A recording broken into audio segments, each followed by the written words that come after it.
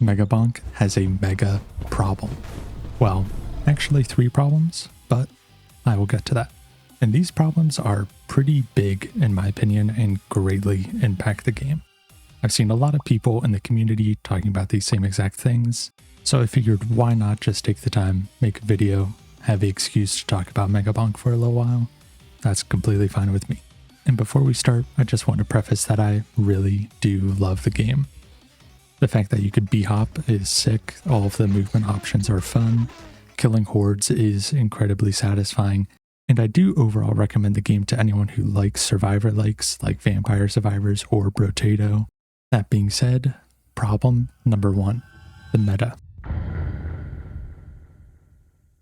This is a fairly common issue in survivor-likes, but I think it is very prevalent in Megabonk. In my opinion, going for high score runs is the most fun and interesting part about the game. Wiping out hordes of enemies and instantly killing everything in sight is just the most fun and interesting thing that you can do, and it doesn't really get old. But for all of these high score runs and even some of your more casual runs, you will always end up running the same exact weapons, items, and tomes. Literally every single run, if you want to actually succeed, you need to have an XP tome, you need to have Curse tome, or even Chaos tome. And because XP tome is a core part of literally every single build, if you don't have it, you will just scale slower and probably lose the run because you didn't pick it up. And Curse tome works hand in hand with the XP tome because it increases the difficulty of the game, which therefore increases the enemy spawn rates and gives you even more XP. And Chaos Tome just works to give you all-around stat boosts, which can be either pretty terrible, like Silver Gain, or incredibly powerful, giving you things like attack speed, damage, or even more XP. But that's only 3 of your 4 tome slots. For the last one, you actually get to pick what you have, and I think the most fun one is quantity, because more bananas equals more fun.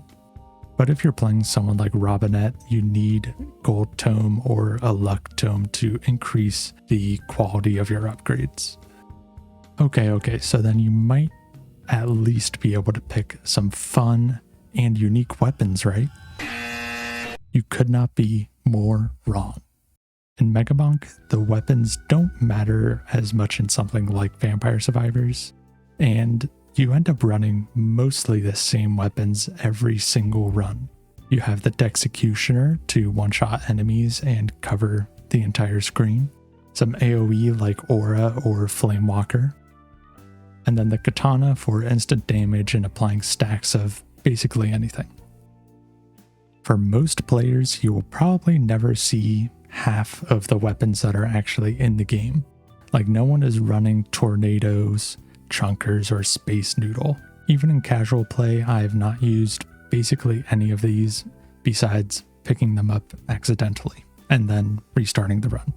And the worst thing is, if you forget to toggle them back on, then you will probably just forget about them until you open up the weapons tab and notice that, oh, there are other weapons in the game. Well then, what could actually be done to fix this? For tomes, it's difficult because you have to balance them pretty much perfectly, or else everyone is going to pick the higher scaling option no matter what. Like, why would you take survivability over damage when if you kill them before they even get to you, you don't need any survivability, and later in the game, the damage from the enemies is so high that you will just die instantly. So having tomes that scale specifically with unique weapons might be something that could be implemented. For example, what if blood magic transformed into a more powerful weapon if you had the bloody tome on? Or if you had the sniper rifle and precision tome, hitting an enemy in the head ricochets a bullet. Just having something in the game to incentivize you picking something other than your core tomes could be a fantastic addition to shake up the meta and just general runs. Problem number 2, the items. So in Megabonk, there are a few different tiers of items ranging from common all the way up to legendary, with common items being more simple and usually weaker, and legendary ones being more powerful and shaping your run. But the problem is that the power of these items is not consistent. Some common items, such as moldy cheese, have way more impact than several items in the tiers above it. Like, look at these two items. The credit card only gives you plus 2% luck when you open up a chest. And the legendary energy core, sounds pretty simple. It's just more damage, right? You should take that one. Well, most players, when given this choice, are going to not only end up picking the 2% luck, but also banish every other purple item they see because of how good the credit card is. And most players don't even have energy core toggled on because it is just not worth it. So this is where the game becomes a balancing act of picking which items you actually want in your item pools while keeping it as small as possible to force win conditions or synergistic builds. This leads to you resetting the game and praying that you get something like an early soul harvester or a credit card to scale off of. And the problem really isn't that people are forcing builds for good runs. It's that most items in the game are either fantastic and give you the sign to lock in, like when you see a soul harvester. And then there are other things like oats, campfire, or the spiky shield where you wish you got something as simple as the moldy cheese. And sadly, I don't really see a way to fix all of this. I thought maybe changing how the item scales to make it more exponential could make it more interesting and incentivize you to pick up maybe some of the more bad items. So something like gym sauce that starts off at plus 10% damage, scales by 5% the next one, so it's 15, 20, and so on. But that leaves a lot of uncommon and rare items out since their effects aren't as simple as increasing a number. So something like your capes and stuff like that, like those would all just be too difficult to scale. So maybe a rebalancing of the item pools and removal of some items that nobody uses could have a pretty good impact on the game. But I'm just a simple man who wants his moldy cheese, and that is it.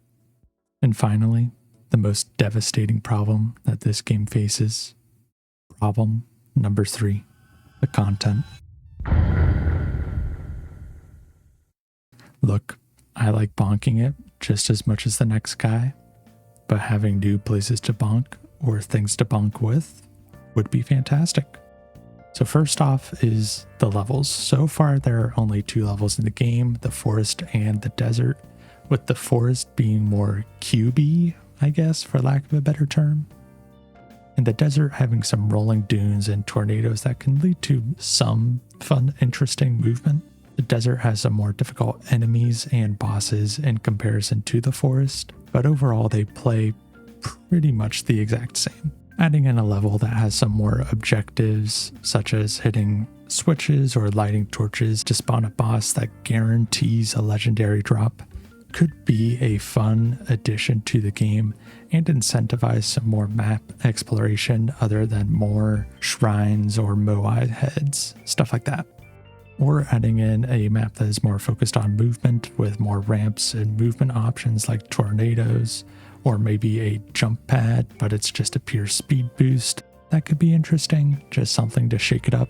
The enemies in that map could have some form of AoE, like if you stand still for too long in the desert, but also higher movement speed to push you to actually move and go faster.